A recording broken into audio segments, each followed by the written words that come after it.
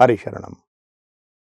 हिंदू धर्म की अनोखी वर्ण व्यवस्था के संबंध में जो पिछला प्रकरण था, उसमें एक सामान्य बात ये कही गई कि इसका जो उत्स है, जो उद्गम है, वह दिव्य है। परमेश्वर ने इसका निर्माण किया वर्ण व्यवस्था का। किंतु इस सामान्य कथन से बहुत लोगों को संतोष नहीं हुआ। वो जानना चाहते हैं कि इसका जिक्र कहाँ है। इसका जिक्र तो बहुत जगहों पर है, किंतु इस संबंध में मैं एक अत्यंत प्राचीन उपनिषद, बृहदारण्यक उपनिषद के प्रथम अध्याय के चौथे ब्राह्मण का जिक्र करना चाहता हूं, जहां वर्णों की सृष्टि का एक छोटा कथानक मिलता है।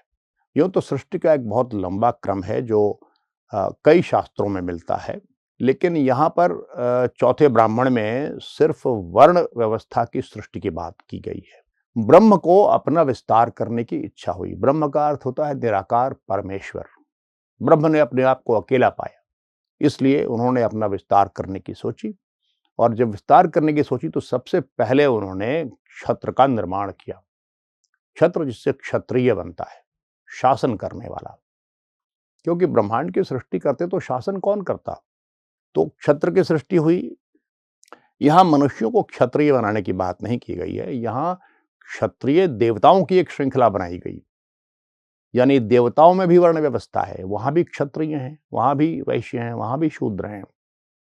तो उन क्षत्रिय देवताओं में इंद्र थे, वरुण थे, सोम थे, रुद्र थे, पर्जन्य, मृत्यु, यम और ईशान, ये सभी क्षत्रिय देवता बनाए गए।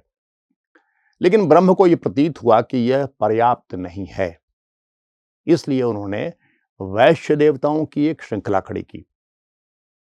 उन वैश्य देवताओं में वसु थे, रुद्र थे, आदित्य थे, विश्वदेव थे और मरुत थे। वसु 8 होते हैं, रुद्र 11, आदित्य 12, विश्वदेव 13 और मरुत 49। ये समूह रूप में इन देवताओं की सृष्टि हुई, ऐसा बृहदारण्यक उपनिषद लिखता है। अब इसमें थोड़ा भ्रम ये है कि रुद्र दोनों में कैसे आ गए।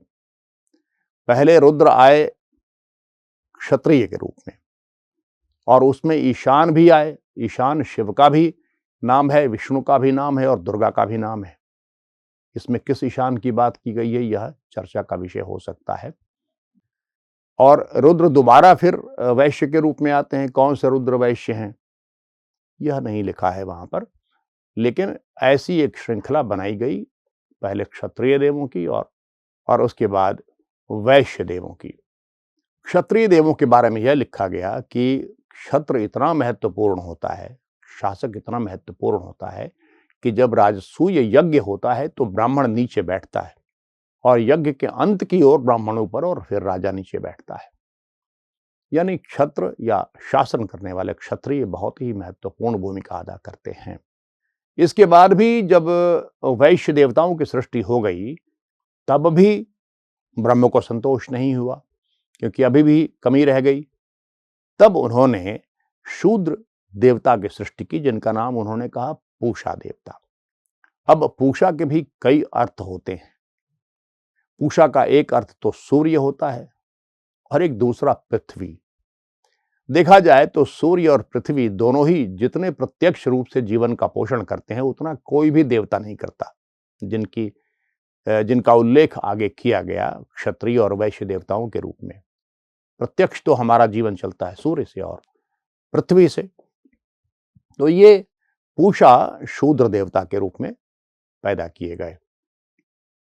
ब्राह्मण की पैदाइश का जिक्र नहीं किया गया, क्योंकि ब्रह्म स्वयं ही ब्राह्मण था, यानी सर्वश्रेष्ठ। और बाद में यह बताया गया कि पूरे ब्रह्मांड में या सृष्टि में जो ब्रह्म का स्थान है, मनुष्यों के बीच वही स्थान ब्राह्मण का है। यह पूरा कथानक इसलिए बताया गया कि यह स्पष्ट हो जाए कि यहाँ की हिंदू धर्म की वर्ण व्यवस्था कितनी अनोखी है कि सृष्टि के आदि में ही, मनुष्यों की सृष्टि के पूर्व ही एक पूरी वर्ण व्यवस्था देवताओं के बीच में सृजित की गई, और क्षत्रिय, ब्राह्मण और वैश्य और शूद्र देवता उत्पन्न किए गए। हरिशरणम।